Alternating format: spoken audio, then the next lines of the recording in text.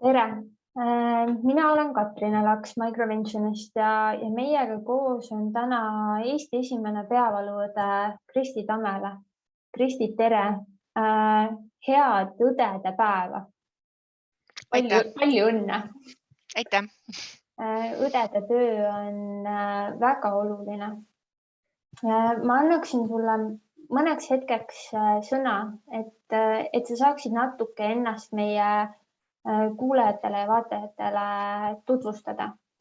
Ja siis jätkame juba täpsemalt peavalu teemadega. Tere kõigile! Minu nimi on siis Kristi ja olen õena üldse töötanud rohkem kui 10 aastat. Kõigepealt ma tegelikult alustasin kiirabist, et ma olen näinud ka seda, mis puhul inimesed kutsuvad kiirabi, milliste probleemidega, mis oodatakse inimestelt. Siis ma liikusin edasi Tartu Ülikooli Kliinikumi ja üle 8 aasta olen olnud peavaluõde. Olen teinud oma magistritöö teemal peavalu nõustamine ja hinnanud seda, kui efektiivne on peavalu nõustamise mõju peavaluga inimeste elukvaliteedile. Et sealt tuli välja, et see on efektiivne, kui võrrelda neid, kes üldse ei saanud seda peavalu nõustamist. Et kogemusi on palju ja väga huvitavaid ja põnev on. Ma täitsa usun, Kristi, mina tunnen sind juba omajagu aastaid ja sinuga on peavalu teemadel alati väga-väga põnev rääkida.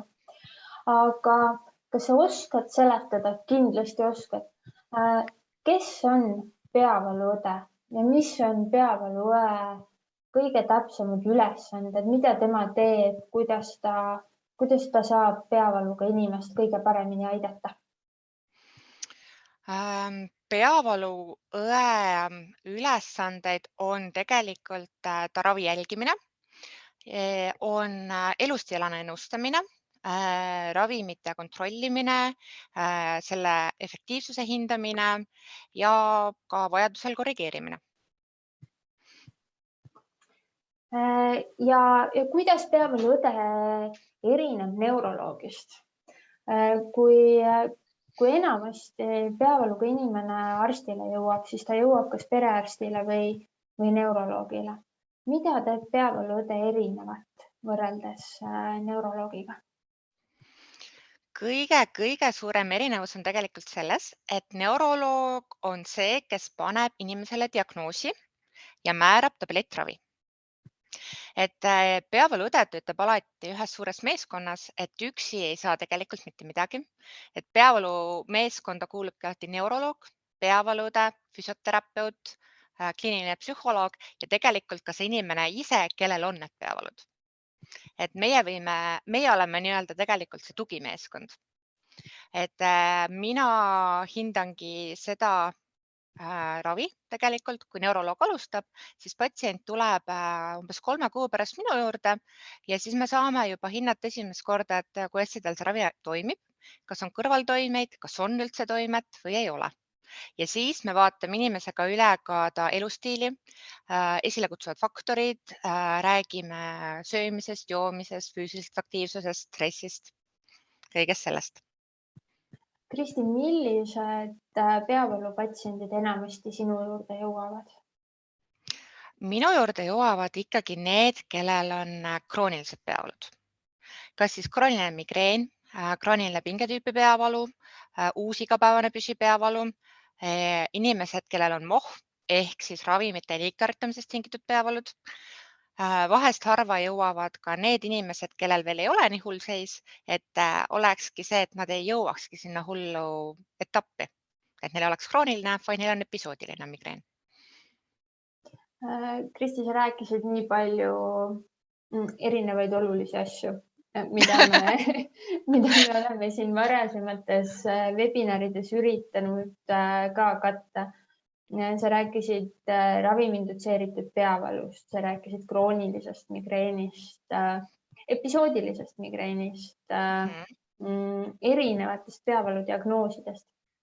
Mul oleks hästi hea meel, kui me mõned nendest asjadest vähemalt jõuaksime korraks taaskord üle käia, sellepärast et võib-olla kõik, kes meid täna kuulavad, ei ole meid kõik varasemad korrad, mida varsti saab juba aasta jagu kuulanud ja me saaksime taas kinnitada üle, mis on episoodiline migreen ja mis on krooniline migreen, mis vahet nendel? Kas sa oskad mulle öelda? See oli küsimus mulle või? See on sulle, jah. Okei. Vahe on sagedus. Vahe on lihtsalt selles, et kroonilist migreeni diagnoositakse siis, kui inimesel on olnud vähemalt 3 kuud rohkem kui 15 päeva kuus peavalud, millest siis vähemalt 6 episoodi peavad olema migreeni tüüpilised. Juba tekkis järgmine küsimus. Milline on tüüpiline migreen? Klassikaline migreen on ühel peapoolel. Selle valutugevus on 8–10 palli. Valu iseloom on pulseeriv, tuksuv ja inimene tavaliselt migreenihoo episoodi ajal ei suuda teha füüsilist aktiivsust, et iga väiksemgi heli, valgus muudab selle valu hullemaks. Ehk siis, kui mul täna oleks migreenihoo, siis ma kindlasti ei tahaks kõndida trepist üles õues selle imekauni ilmaga ja vaadata päikesesse ja kuulata võib-olla seda linnulaulu ja erinevaid lõhnasid, mis õues ka on. No kui sa oleks väga karm Eesti naine, siis sa suudaks seda teha, aga klassikaliselt ei. Sa pigem tahaksid olla voodis, teki all ja kardinad all. Meid kuulab päris suur hulk inimesi. Kui paljud teist migreeniga pigem tahavad olla teki all? Võite käega märku anda, siis me enam-vähem teame. Et meil oleks ka teadmine ja näed, Kristi? Näen. Näed, ikka vaata, kui palju tahavad olla teki all, nagu minagi. Ja, üks patsient ütles väga hästi, et väga hea koht on ka vannituba, kui sul on põrandaküte ja vetsupoti lähedal. Et see on ka väga hea koht, kui sul on migreenihoog. Et see on, migreen ei ole lihtne taluda. Ei. Ja defineeritakse ju kui ajuhaigust, eks ole. Just, see on kui neuroloogiline haigus. Ja kahju on sellest, et inimesed mõtlevad seda, et migreen võrdub peavalu. Et kõik, kellel on migreen, võivad öelda, et ei, see ei võrdu peavalu, aga nii-öelda tavainimese jaoks migreen on, sul pea valutab. Nagu võta rohtu ja läheb üle. Aga migreeniga ei ole see niimoodi. Aitäh, Kristi, et sa sellega välja ütlesid ja inimesed, kes sinu juurde satuvad, mõistmist hästi kohtavad. Milliste muredega tavaliselt sinu juurde tullakse, kui kroonilise migreeni ja ravimitest põhjustatud peavalu sa juba välja tõid? Mis veel sagedasemad mured on? Mureks on näiteks see, et ei osata võtta valuvaigisteid. Mis on võib-olla ka hästi suur kitsaskoht ongi see, et osad inimesed ei julge võtta ravimeid ja osad inimesed võtavad selle valuhoo hirmus liiga palju ravimeid. Et siin ongi tegelikult, millest ma juba rääkisin, mis on MOH ehk siis ravimite liigtarvitamine. Ma ütlen MOH, sest seda on lihtsam öelda. MOH-i puhul ongi tegelikult see, et kui inimene võtab valel ajal ravimeid, siis see MOH hakkab ise neid peavalusid nagu rohkem esile kutsuma. Ja samas ongi see, et peavalu ei tohi kannatada, aga kui võtta valel ajal rohtu või kui võtta ebapiisavas vanuses rohtu, siis need lihtsalt ei aita. Minu juurde tullakse veel selle probleemiga, et mis võivad migreeni esile kutsuda, et ma aitan inimestel leida esile kutsuvad faktorid näiteks. Ma vaatan üle, kas neil profülaktiline tablettravi aitab või ei aita. Ja väga tihti ma olen ka liim või plaaster, et kui inimene saab esimest korda selle diagnoosi, migreeni diagnoosi, siis arsti juures ei tule tegelikult kõik need küsimused meelde. Tavaliselt kodus on see, et huvitav, kas ma võin võtta rohtu, sest ma võtan näiteks pille, sest ma suitsetan, sest ma näiteks, kas alkohol ja valuvaigistused käivad kokku või ei käi kokku. Ja kui on asju, millest neuroloogile ei julgeta rääkida, siis mina kui õde, ma tundun nagu turvalisem ja selline nagu sõbralikum tegelikult inimestele. Et väga tihti räägitakse mulle asju, mida neuroloogile ei räägita, mis on tegelikult neuroloogi jaoks oluline, aga inimestel on lihtsalt vale häbi. Kindlasti on Kristi üks, ma arvan, et selle peavalumaailma kõige sõbralikumaid inimesi, nii et temaga on julgus rääkida, kindlasti võiks kõikidel olemas olla. Kuidas sinu juurde pöörduda saab? Tartu Ülikooli Kliinikumis on hetkel 3 peavaluõde ja Tartu Ülikooli Kliinikumi peavaluõdede juurde saab tulla läbi neuroloogi. Et neuroloog teeb praegu esmase selle filtri, sest inimestel on väga-väga palju peavalusid, et kui ei oleks seda esmast filtrit praegu, siis ma võiks võtta 24 tundi päevas, 7 päeva nädalas ja mitu aastat niimoodi inimesi vastu lihtsalt, sest neid on väga-väga palju. Et praegu hetkel neuroloogi suunamisega. Saab Eesti Haigekassa süsteemi kaudu peavaluõe juurde. Läbi MyPreventioni saab peavaluõe nõustamist tasulise teenusena läbi äpi ja kasutada nii, nagu kasutame Messengeri või WhatsAppi. Väga mugavalt saab samamoodi peavaluõe käest nõu küsida. Kristi, mida sa soovitad peavalutajatele? Ja ühe asja ütlen ka veel enne välja, et meil on nii palju kuulajaid. Kristi on täna siin, tema käest on võimalik peaaegu kõike küsida. Kõike on võimalik küsida, kõike. Kõike on võimalik küsida. Mida ei julgeta küsida ka, laske käia. Et küsige kasutades chati või seda Q&A vormi. Et hea meelega proovime järele jäänud aja jooksul kõikidele küsimustele vastuse leida. Meil on terve põsu küsimusi juba ette tulnud, aga katsume leida vastuse ka nendele küsimustele, mis teil tekivad.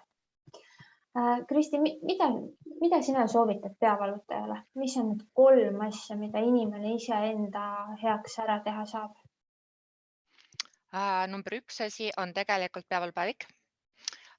Kui te tulete näiteks, lähete neuroloogi juurde, siis neuroloog kohe küsib teie käest, et kus on peavalupäevik. Olen varasemalt kohtanud ka seda, et kui inimesel ei olnud peavalupäevikut, siis neuroloog ütles, et täitke ja näeme 3 kuu pärast. Et see hoiab kokku nii teie seda õiget diagnoosi, õiget ravi, see hoiab lihtsalt teie enda aega kokku. Ja kui te tulete juba minu juurde, siis kui teil on olemas see peavalupäevik, siis selle alusel me saame hakata hindama esiteks ravi ja teiseks me proovime leida teie migreeni esile kutsuvad faktorid. Et siit tuleb ka mu teine punkt on see, et tea võimalikult palju oma haigusest.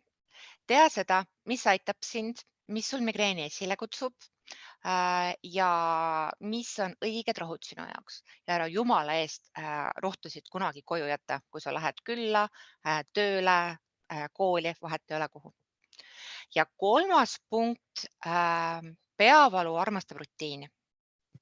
Rutiini selles mõttes, et süü regulaarselt, tarbi piisavalt vedelikku, maga korralikult, füüsiline aktiivsus on hästi oluline ja samuti ka see, et kuidas sa maandad oma stressi. Hommikust õhtuni ei ole mõtet töötada, töö ei jookse eest ära, või kui jookseb, kui sa oled kuskil karjapidaja või siis lihtsalt jooksed järgi oma loomadele, aga muidu su töö ei jookse eest ära ja sina oled tegelikult number 1 selles mõttes. Et pööra ennekõike ikka endale tähelepanu. Just. Ja hoia ennast. Ja hoia ennast, väga õige. Väga ilusad nõuanded, Kristi. Oled sa küsimusteks valmis? Jaa, olen ikka. Oled ikka. Suurepärane. Hakkan küsima. Kristi, kuidas käituda, kui migreeni ennetav ravi ei toimi või kõrvalmõjud on väljakannatamatud, kuid neuroloogi vastuvõtuni on väga mitu kuud aega? Siin ma ütleks tegelikult seda, et pea nõu peavaluega. Saa võimalikult ruttu tema juurde ja pöördu perearsti juurde. Perearstidel on olemas tegelikult variant teha e-konsultatsioon. Ja läbi e-konsultatsiooni perearst saabki ära kirjutada teie probleemi, et käi selle arsti juures, pandi see diagnoos, määrati see ravi ei sobi, sest tal on näiteks meeletu iiveldus või suukuivus või meeletu unisus. Et siis ongi see, et perearst saab küsida, et mis ma järgmisena proovin ja kui neuroloog vastab, siis saab juba järgmist skeemi tegelikult proovida. Et tuleb lihtsalt leida see võimalus, et saada kiiremat abi ja selleks täna haigekassa süsteemis kõige kiiremad variandid perearstile, järgmine samm perearstilt e-konsultatsioon ja siis uuesti neuroloogile. Täpselt nii. Nii. Küsin Rita küsimuse siit vahepealt ära. Rita käis perearsti juures perearsti suunamiskirja alusel neuroloogi juures. Ja neuroloog ütles, et kui Rita on siiamaani peavaludega hakkama saanud ja nendega elanud, siis küllap ta saab edasi ka hakkama. Et Rita sealt abi ei saanud ja mitte ühtegi soovitust ka. Digilukku kirjutas neuroloog, et patsient lahkus pettunud. Kuidas niimoodi võiks lõpuks sinu juurde jõuda või mõne teise peavaluaja juurde? Mul on tõsiselt kahju, Rita, et sul jäi nii ebasõbralik kogemus, sest selles mõttes ongi, et väga paljud patsiendid, kes minuni jõuavad, nad ütlevadki, et aega oli vähe neuroloogil selles mõttes ja kahjuks ongi aega vähe, neid patsiente on tegelikult nagu meeletult palju ja minu juurde ma soovitaks siis tulla Tartu Ülikooli Kliinikumi peavalukliinikusse. Et sinna kahjuks on ikkagi 4-6 kuud järjekord kõigepealt neuroloogi juurde ja siis saab neuroloog suunata tegelikult. Aga nii kaua, Rita, mida sa saad teha? Katrina tegelikult juba rääkis sellest microventionist, on ju, et ole hea, pea peavalupäevikut ja proovi üles leida enda need peavalu esile kutsuvad faktorid. Et kui sa juba tuled siis neuroloogi juurde või kui sa jõuad peavaluõe juurde, siis sa oled tegelikult juba päris palju asju ära teinud. Et proovi jälgida ja proovi õppida oma peavalusid tundma. Aitäh, Kristi, selle vastuse eest ja ma julgustan Ritat ja julgustan kõiki teisi ka kasutama digitaalset peavalupäevikut, kuhu on väga mugav oma peavalud üles märkida ja neid siis arsti vastuvõtul või perearsti vastuvõtul või peavaluõe vastuvõtul või enne seda vastuvõttu juba spetsialistiga jagada. Et mis vahepeal toimunud on, kuidas ravimid mõjuvad ja kõike muud, aga aitab leida ka just nimelt neid vallandajaid, mida Kristi siin mainis. Kristi, kuidas tulla toime igapäevase kroonilise migreeniga, kui ennetav ravi tulemusi ei anna ja episoodilise migreeni puhul on katsetatud mitmeid erinevaid triptaane erinevates doosides, kuid mõju kestab vaid kuni 8 tundi. Kui on krooniline migreen, siis tegelikult peab alustama selle profülaktilise raviga. Et selles mõttes me elame tegelikult väga-väga põneval ajal. Põneval ajal just selles mõttes, et migreeni ravi järjest areneb Näiteks aastal 2020 Eesti Haigekassa hakkas kompenseerima botoksi süste kroonilise migreeni raviks. Kui inimesel on ära proovitud 3 erinevat tablettravi ja need kas ei ole sobinud või inimene ei kannata neid ja kui tal ei ole efekti, siis tegelikult saab järgmise variandina proovida seda. Lisaks on olemas ka migreeni spetsiifilised profülaktilised rohud, mis on siis monoklonaalsed antikehad, mis on siis esimene süstiravi migreeni puhul ja üks variant on ka neid proovida. Aga mis on selle ravi miinus praeguseks hetkeks on see, et neil ei ole Eesti Haigekassa soodustust ja need maksavad väga-väga palju. Et kõige soodsam variant maksab 367 € ja teine maksab 450. Jah, Sinnakanti ilmselt, jah. sinnakanti. Et aga see on päris paljudel tegelikult aidanud. Et praegu ma ütlekski seda, ma saan aru, et väga keeruline on selle kroonilise migreeniga, aga proovi võtta teist arvamust, mine teise neuroloogi juurde. Eesti tippneuroloogid tegelikult Tartus on doktor Mark Bražinski näiteks ja Tallinnas on professor Toomas Toomso näiteks. Et proovida siis teist arsti ja vaadata, kas neil on mõni muu ettepanek. Mida ma olen ka näinud, on see, et mida sa võid vaadata, on see, et mitu päeva kuus sa tegelikult võtad valuvaigisteid. Et triptaanide puhul tohib võtta kuni 10 päeva kuus. Kui sul on krooniline migreen, siis võib-olla on sul ka mohh. Ehk selleks, et see kroonilist migreeni saaks paremini ravida, on vaja kõigepealt ravida su mohhi. Ehk sa peaksid võtma võimalikult vähe neid valuvaigisteid.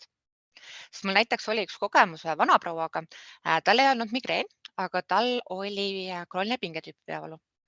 Ja perearst ütleski, et kui pea valutab, võta rohtu. Ja proua oli nagu väga-väga kohusetundlik ja lõpuks ta võttiski iga hommik ja iga õhtu rohtu. Et ibuprofeeni 200 milligrammi. Et perearst ütles, et võta ja ma siis võtsin igaks juhuks, äkki muidu pea hakkab valutama. Ja siis, kui ta lõpuks tuli neuroloogi juurde, neuroloog ütles, et teil on krooniline pingetüüpi peavalu ja teil on mohh. Ja kui patsient jõudis minu juurde, siis ta ütles, et tead, kullake, ma ei julgenud seda nagu igapäevast rohtu võtta, aga mis me veel võime teha? Ja me leppisime kokku selle prouaga, et ta teeb läbi valuvaigsete võõrutuse. Ehk mohhiravi on tegelikult see, et inimene kas siis vähendab päevapealt neid ravimite annuseid, et ta üldse ei võta järgmised 3 kuud või ongi see, et inimene võib võtta kuni 10 päeva kuus neid rohtusid. Ja see proua, me leppisime kokku, et ei võta mitte ühtegi rohtu enam. Ja kui ma helistasin talle 2 nädala jooksul, siis ta nutis mul tegelikult, ütles, et nagu nii valus on, aga ma ei ole võtnud. Ja kui ta tuli lõpuks neuroloogi juurde tagasi 3 kuu pärast, siis oligi see, et peavalupäeviku alusel tal valutas ainult 2 päeva kuus pea. Ja tema puhul oligi tegelikult see puhtalt valuvaigistite süü, et tal oli tekkinud ravimite liigtarvitamist tingitud peavalu. Ja tema puhul see aitas kõige paremini. Need lood võivad alati olla erinevad ja ka kroonilise migreeni puhul, kus migreenihood on sagedused ja ka vahepealset pingetüüpi peavalu võib esineda ja kõik see on valus ja segab tugevalt elamist. Tuleb veel lisaks jälgida küsimust, kas tegemist võib lisaks veel olla ka ravimi indutseeritud peavaluga. Just. Ja see on tegelikult hästi oluline, sest kui inimene ei jõua või ei jaksi ja ei saa vähendada neid valuvaigisteid, siis tegelikult ka see peavaluring, ta oletegi ringis, selles mõttes selles valuringis. Ja sellest tuleb kuidagi välja murda. Ja. Selle juures on kindlasti peavalu eest abi. Ja. Kristi, Tanja on olnud peavalukliiniku patsient varasemalt ja vahepeal on mitu aastat möödunud. Kas selleks, et uuesti peavaluõe juurde pöörduda, on vajalik taaskord neuroloogi vastuvõtt? Täpselt nii, Tanja, täpselt nii. Et uuesti üle vaadata, et mis diagnoos sul on, kas ravimid aitavad ja siis uuesti tagasi. Just. Ehk siis kõik samm-sammult uuesti.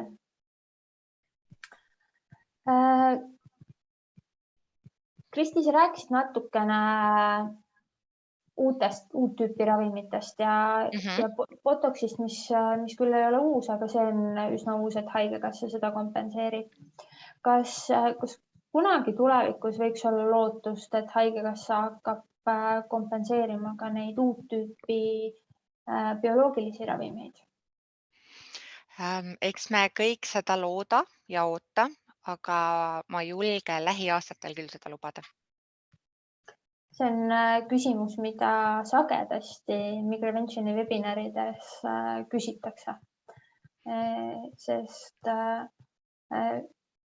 üks asi on rääkida peavalupäevikust ja oma tervisele ise tähelepanu pööramisest ja enda aitamisest, aga ravimid jäävad ka ikka süsteemi. Ja selles mõttes seda küsimust tulebki hästi palju just sellepärast, et need rohud tõesti aitavad. Tõesti aitavad ja neil on minimaalsed kõrvaltoimed, kui võrrelda seda, milline on praegune profülaktiline tablettravi. Kristi, kas triptaanidele on ka tekkimas analoogseid valuvaigisteid? Sest Ragnisel kulub triptaan kobarpeavalude alguse ajal 3-5 tükki päevas.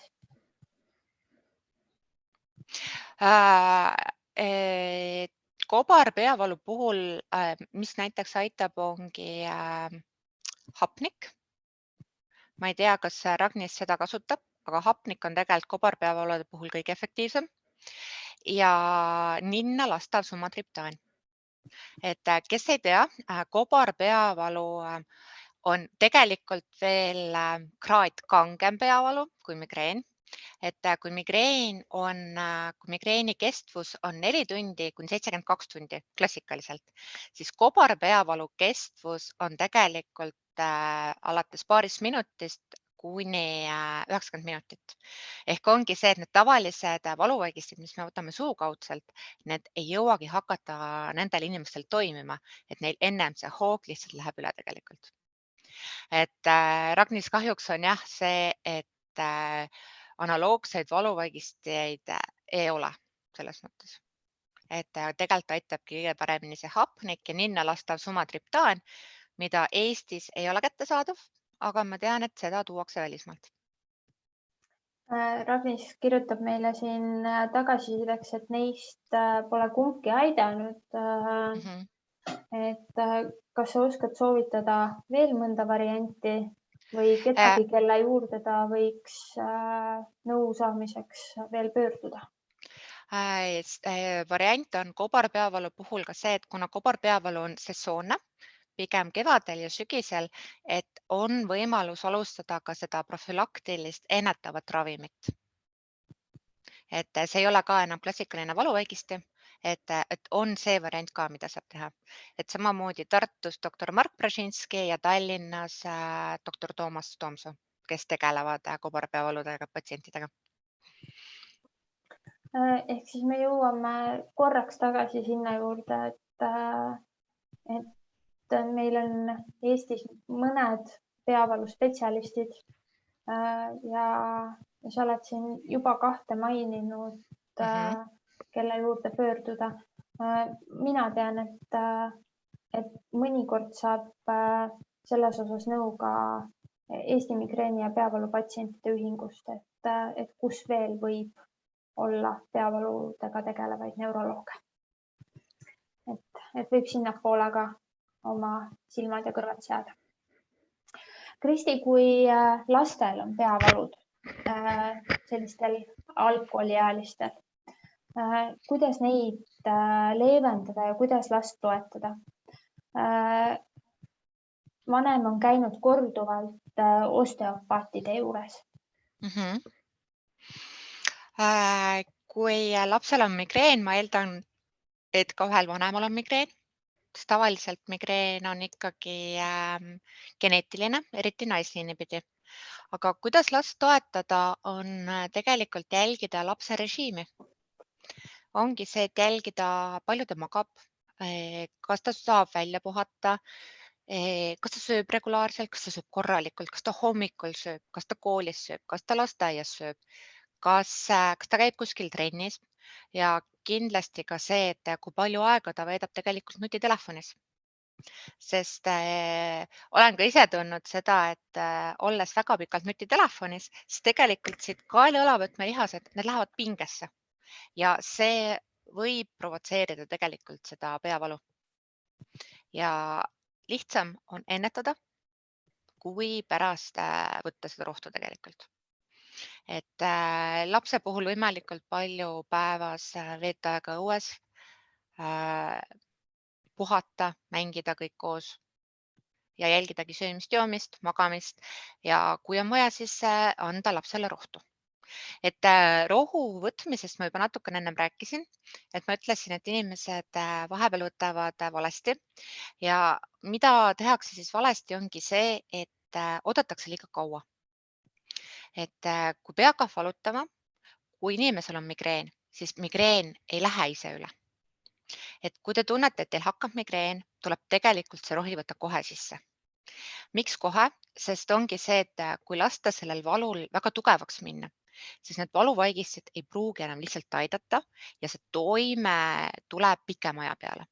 Ja lõpuks on see, et te võtate rohtu, mis ei aita, te võtate järgmist rohtu, mis ikka veel ei aita või ongi see, et oksendate lihtsalt need rohud välja. Et pigem mitte oodata liiga kaua, Just. seda nii laste kui enda puhul ja taaskord üks nendest sinu varem antud 3 nõuandest väga-väga oluline on pöörata tähelepanu režiimile. Ja ongi see, et kui te võtate rohtu, siis kirjutage üles see peavalupäevikusse ja kirjutage üles see, et kas see aitas või ei aidanud. Ja mis vanuses see aitas tegelikult, sest te ei mäleta lihtsalt seda, et kui ma küsin teie käest, te olete minu juurde vastuvõtule, et kas te olete proovinud näiteks ibuprofeeni ja siis ma küsin, et mitu milligrammi. Ja siis inimesed vahepeal ei mäleta lihtsalt seda, et mitu milligrammi nad on võtnud, aga see tegelikult on väga oluline informatsioon. Või ongi, et millist valuvaigised te võtsite, et neid on päris palju tegelikult. Ma küsin vahepeal hoopis meie kuulajatelt midagi. Kui paljud teist tunnevad, et teie migreenid või pingepeavalud või kobarpeavalud on teie kontrolli all? Võite samamoodi käega märku anda.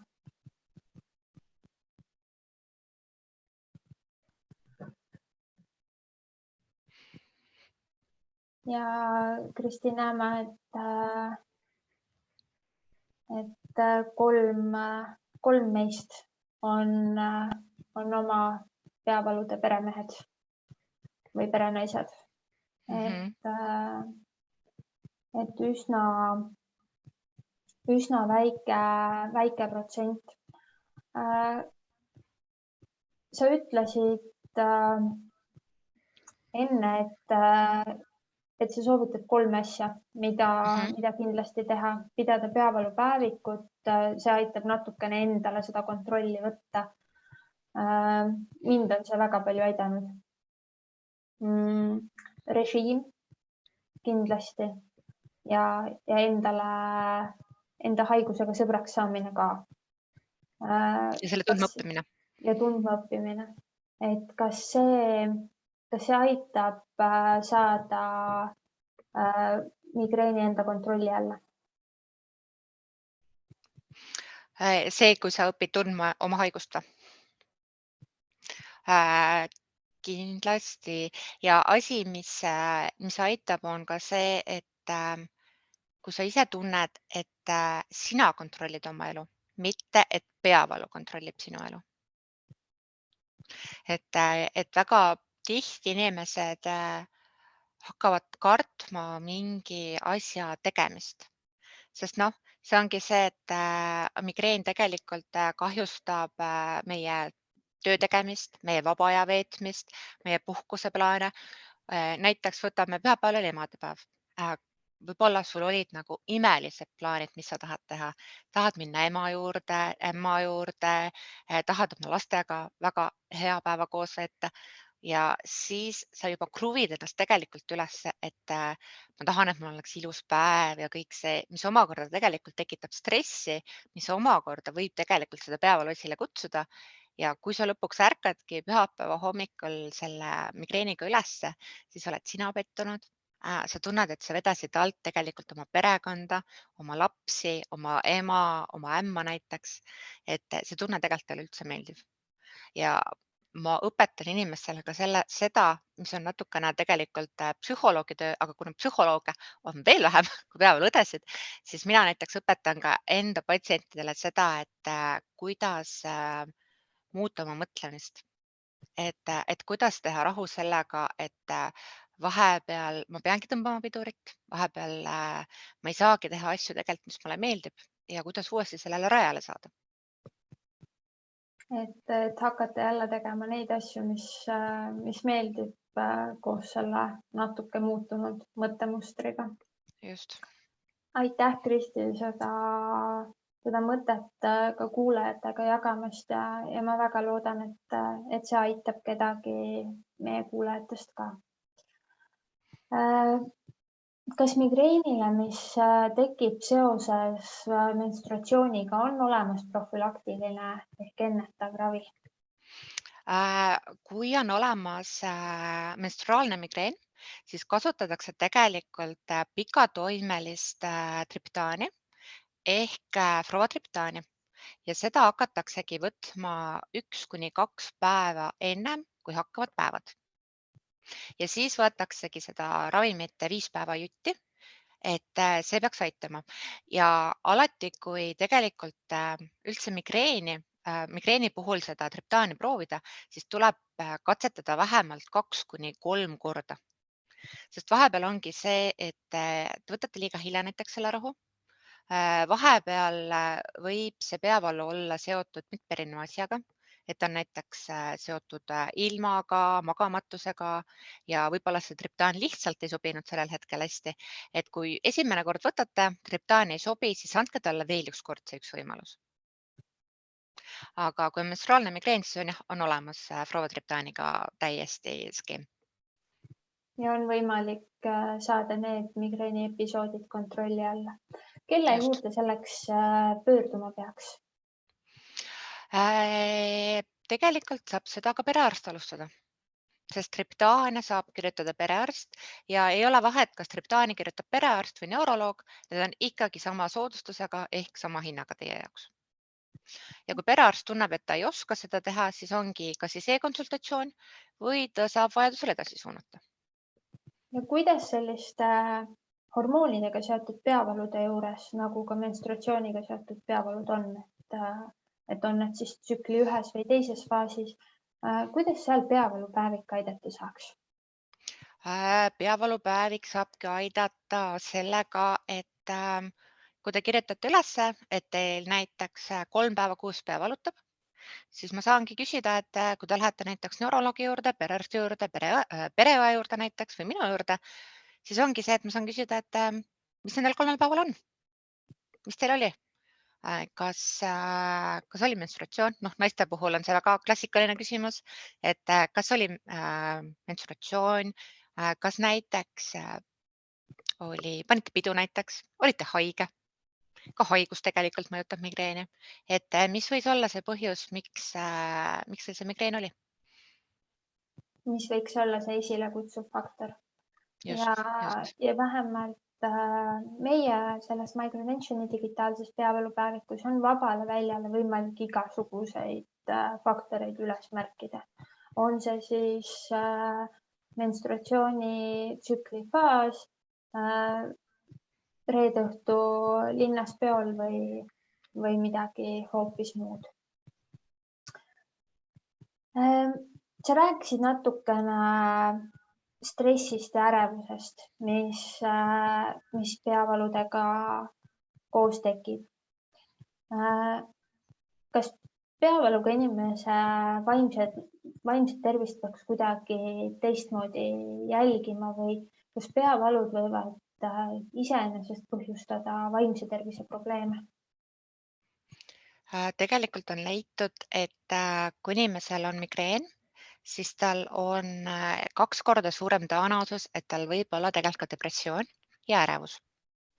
Et ongi leitud see seos, et kuna need migreenihood on nii palju mõjutavad meie elukvaliteeti, kuna need on nii tugevad, kuna need on nii valusad, siis inimestel tekib juba ette see ärevus. Ärevus, et äkki mul tuleb see hoog, äkki ma ei saa tööl käia näiteks, äkki ma ei saa peole minna, äkki ma ei saa kuhugi juubelile minna. Ja samamoodi ka depressioon, et miks mina? Miks peab minul see pea valutama niimoodi? Sest kui pea valutab, te ei taha väga suhelda oma sõpradega, tegelikult ei tahaks ka neid lapsi enda juurde, tahaks rahus ja vaikuses olla, seda, et keegi teid ei segaks ja te saaksite lihtsalt nagu rahus olla. Aga ongi see, et kui me oleme rahus, kui me isoleerime ennast teistest ära, me jätame tegelikult väga palju ennast toredatest asjadest ilma. Ja see ongi teiste sekundaarsete probleemide põhjuseks. Ja magamine näiteks. Inimene peab ennast jälgima. Jah. Ja näiteks magamine samamoodi, et kui on migreen, paar kuud tagasi oli väga hea seminar tegelikult ka uni ja migreen, et seal tegelikult räägiti väga hästi ära, et kui palju tegelikult see mõjutab meie und ja mida tegelikult peaks tegema. Jah, tõesti, aitäh, Kristi, et sa sellele tähelepanu pöörasid. Gene Vernik tegi tõesti meil mõnda aega tagasi webinari teemal migreen ja peavalud ja uni ning arutasime pikalt sellel teemal, kas ja kuidas liiga palju või liiga vähe magamine peavalusid mõjutab.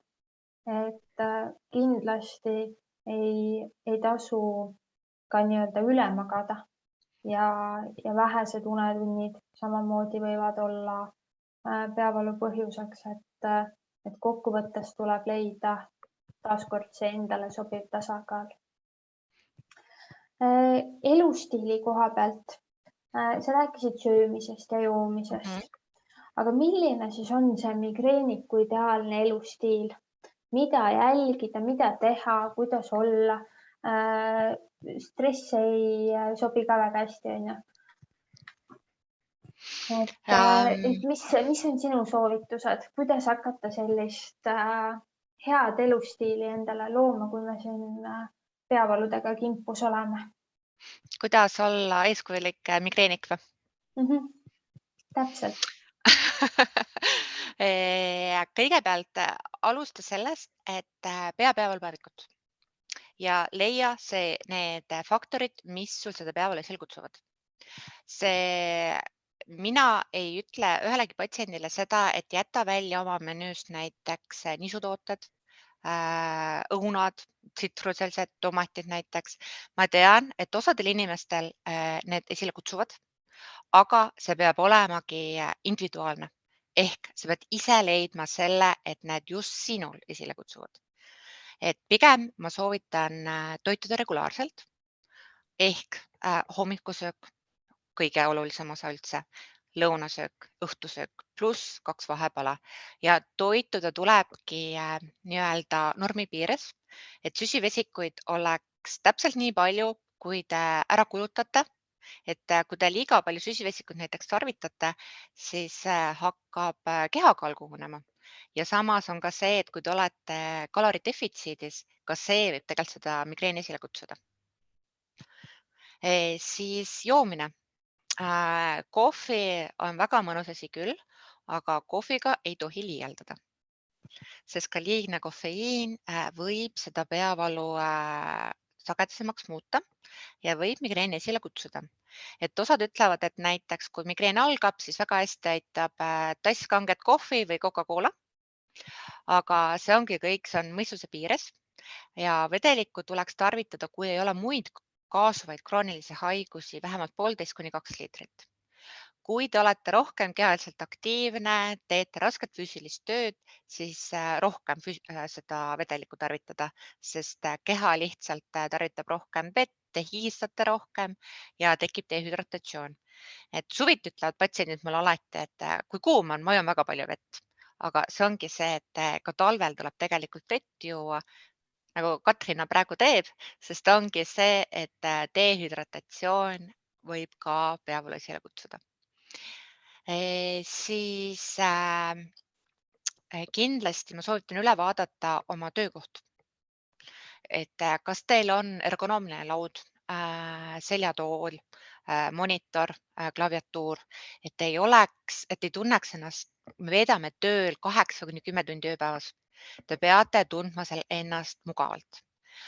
Üle vaatama selle, et milline on teie füüsiline keskkond ja samas ka teie kõrval olevad töötajad.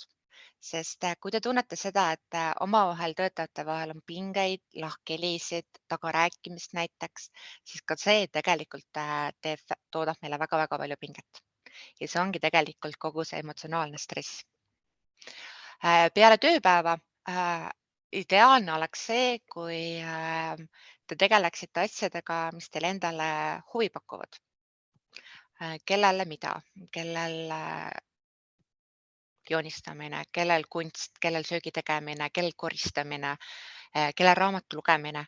Et leidke aega, et maha laadida need päevased pinged ja nautida lihtsalt seda, et te olete olemas. Ja samuti füüsiline aktiivsus vähemalt 2–3 korda nädalas.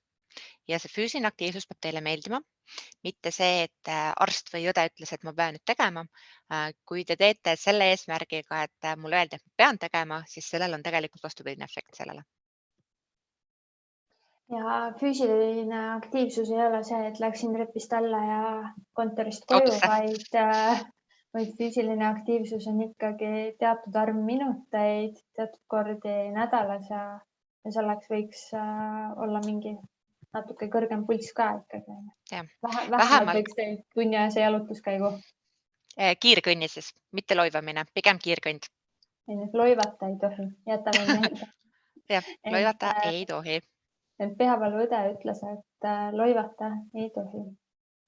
Ja magamise puhul me juba tegelikult sellest rääkisime, et ei ole hea, kui magada liiga palju või kui liiga vähe. Ja tegelikult, kui te tunnete, et tahaks päeval magada, see on just tegelikult neile, kes töötavad vahetustega, siis see tegelikult ei sobi teile väga hästi. Et liigne magamine, nädalavahetusel mõtlete, et juhuu, ma saan nüüd magada. Ei, ärge magage, sest see juhuu, ma nüüd magan, võib lihtsalt tähendada seda, et te saate selle migreenihoo omale otsa. Ja see ei ole enam juhuu. Et pigem 7 päeva nädalas püüda hoida endal sellist sarnast režiimi nagu iga päev on ju. Ja mitte teha ühel öösel 4 ja teisel öösel 12 tundi und. Kristi, kui okei on rääkida oma peavaludest sõpradega, perega, tööandjatega, kas seda peaks tegema, kas sina peavaluõena soovitad seda teha või kuidas nii-öelda töökeskkonnas ja perekeskkonnas oma peavaludega paremini toime tulla? See on selles mõttes nagu trikiga küsimus. Perekonnale kodus ma kindlasti soovitan rääkida. Samuti sõpradele ja näiteks abikaasale või lähimatele sõpradele, sest kui inimesel on näiteks auraga migreen ja te ei näe, ütleme ühest silmast on ju, ja te peate näiteks, olete keset liiklust ja mõtlete, et mis ma nüüd teen. See on ikkagi see, et te kutsute kellegi omale järgi, et te ise ei istu sinna autorooli, tegelikult ei tohi istuda. Või kui ongi see, et te olete üksi kodus beebiga ja te tunnete, et teil hakkab migreenihoog ja kui teil ongi auraga migreen, siis kutsuge endale kindlasti abi. Tööl ma tahaks öelda, et rääkige. Samas migreeni diagnoosiga on praegu väga palju seda stigmat. Ehk ongi see, et inimesed, teie kolleegid, teie tööandja, nad ei näe tegelikult seda, et teil pea valutab. Nad ei näe tegelikult seda, et ei ole võimelised tegema oma tööd ja seal võib tulla pigem see vastupidine efekt, et teile öeldakse, et mis sa jamad, tee töö ära ja mine siis koju. Või osad inimesed ei taha öelda just sellepärast, et inimesed hakkavad neisse teistmoodi suhtuma kui varem. Et olen ka näinud selliseid inimesi, kes ei taha öelda oma tööandjale, et tal on migreen, sest nad arvavad, et tööandja suhtub nagu teistmoodi nendesse. Et talle ei anta nii olulisi ülesandeid, et ta pigem nagu hoitakse ja heas mõttes hoitakse, aga samas nagu halvas mõttes ta ei saa edasi areneda selles mõttes. Et ma tahaks soovitada, et jah, tehke, aga samas te peate ikkagi ära tundma selle, et milline on teie tööandja ja teie kolleegid, et nad ei hakkaks seda halvasti ära kasutama. Stigma on üks asi, mis migreeniga on pikalt kaasas käinud.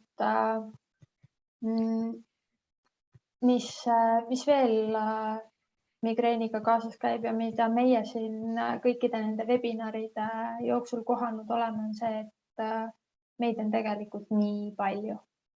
Et tasub, mina arvan, et tasub rääkida perele ja sõpradele sellises usaldusväärses töökaaslaste ringis ka, sest võib hoopis juhtuda, et neid, kes tunnevad sama, on rohkem, kui me arvata oskame. Ja tegelikult on migreen aladiagnoositud haigus tegelikult. Et Maailma Tervishoiuorganisatsiooni statistika järgi on iga 5. inimene käib migreeniga ringi, nii et ja teab, mis me tunneme, nii et migreeniga inimesi on palju, pingepeavaludega veel rohkem ja peavalu tunneb elu jooksul circa 90% inimestest, nii et mõistmist tegelikult peaks olema üsna lihtne leida. Kristi, suvi tuleb. Valgus on midagi, mis migreenikule ju sageli ei meeldi. Kuumus, vedeliku puudus, palavus, kultuurielamused suvel, kõva muusika, sähtiv valgus. Kuidas toime tulla? Päikseprillid ette ja müts pähe. Aga üks asi on see suvi ja kuumus, minu meelest teine ja veel hullem asi on see, kui te lähete toidupoodi ja te tunnete ette ära, et siin on olnud keegi, kes ei tunne lõhna. Ja teie tunnete seda lõhna ja nagu väga tugevasti tunnete niimoodi, et pea hakkab valutama. Sest tegelikult on kõik sundventilatsioon näiteks, erevalgus, kõik võivad tegelikult, see väline keskkond võib seda migreeni esile kutsuda. Et ma kindlasti soovitan nendest üritustest osa võtta, aga ongi see, et jälgida, et piisavalt jooksite, et võib-olla mitte vaadata sinna sellesse sähvivasse valgusesse, ei pea olema lava ees, et see kõva muusika, see tümps, see vibratsioon ei ole ka võib-olla kõige parem, aga ma arvan, et kaugelt distantsilt vaadata on ka tegelikult väga-väga mõnus seda asja. Ja et mitte päriselt nendest üritustest ilma jääda, ikkagi osa võtta, aga omal moel. Ja suvel on tegelikult inimestel vähem migreene ja see ongi tegelikult seotud sellega, et inimesed on rohkem õues, puhkavad, teevad asju, mida nii-öelda talvekuudel ei tee, saavad rohkem kokku sõpradega, ei pea tööl käima, et siis nad tegelikult tunnevad ennast palju-palju paremini. Et seda on ka peavalupäevikust väga hästi näha, et kui mõni kuu inimesel ootab vähem peavalu, siis ma küsin, et kas teil on puhkus siin? Jaa. Et see on tegelikult väga hästi arusaadav. Et stressi vähem, tarbime rohkem vedelikku, oleme rohkem värskes õhus, spordime võib-olla rohkem ja magame võib-olla 2 tundi siia-sinna rohkem, et sööme paremini. Ja sööme paremini kindlasti, rohkem jäätist. Kas jäätis on migreenile hea? Oleneb. oleneb migreenist. Täiesti ütlen, et oleneb. Et sõltub migreenist. Just. Küsin hästi korraks kuulajatelt veel, kas keegi tahab Kristi käest kiirelt midagi küsida. Meil aega umbes 1 küsimuseks veel on. Ja küsin ise sinult, et ühe sellise võib-olla natuke keeruka küsimuse, mida me natuke oleme siin oma vestluse jooksul kaardistanud ka. Migreeniga paratamatult ja teiste peavaludega ka käivad koos ravimid. Kuidas siis nende kõrvaltoimetega toime tulla ja kuidas neid leevendada ja kuidas saada aru, et see ravim rohkem aitab mind, kui see kõrvaltoime mind häirib? Et mitte jätta võib-olla mõnda ennast natuke aitavat ravimit väikese kõrvaltoime pärast kõrvale. Seda on kusjuures öeldud mulle triptaanide puhul, et võtan triptaani ära ja siis ma olen vatises, aga jube hästi aitab peavalule, et ma pigem olen vatises kui selle peavaluga. Aga näiteks profülaktilise tablettravi puhul võtame näiteks topiramaadi. Topiramaat on tegelikult klassikaline antiepileptiline rohi ehk kasutatakse siis, kui inimesel on krambid. Aga mis on topiramaadi kõrvaltoime? On käte ja jalgade surin. Selles mõttes jube nagu tüütu, aga samas üleelatav tegelikult. Et kui ta aitab teie peavaludele ja kui te tunnete, et vahepeal jalad surisevad, ma pigem soovitaks seda võtta, kui jätta pooleli.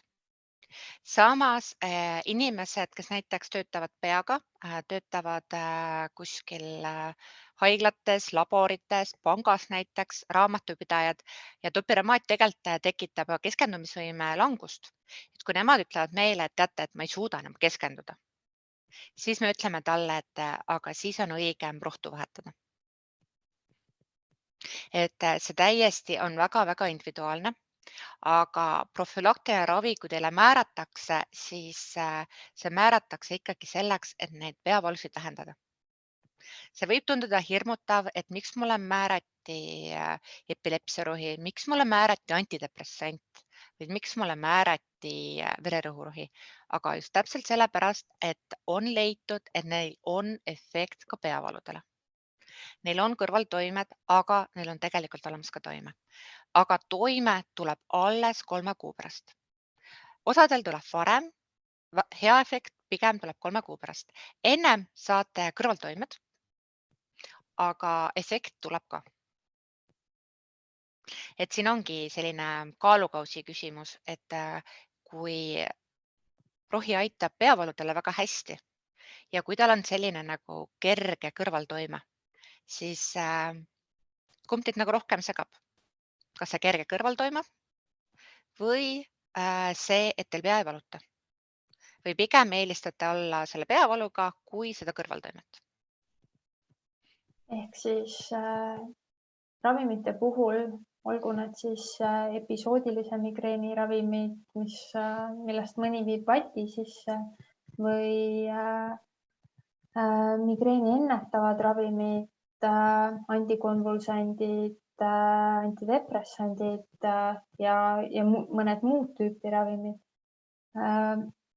Tuleb leida see tasakaal. Just. Ja olla kannatlik, et jõuda see toime ka ära oodata. Aitäh, Kristi, sulle selle meiega veedetud aja eest. Mul on alati väga tore neid Microventioni webinare läbi viia ja sinuga oli tore juba teist korda siin webinaris kohtuda. Ma loodan, et meie kuulajatel oli ka vahva, saite uusi teadmisi, kinnitust sellele, et migreeni puhul on ka endal väga suur roll, olgu selleks siis elustiili muutmine või mõned märkmed peavalupäevikusse, mis aitavad nii meid endid kui spetsialiste õigete raviotsuste tegemisel ja ravimite toime hindamisel. Aitäh teid kuulamast. Aitäh, Kristi. Kohtume juuni alguses ja räägime sellisel põneval teemal nagu peavalu ja naised. Ilusat õhtut ja ilusat ilma ja mõnusaid jalutuskäike.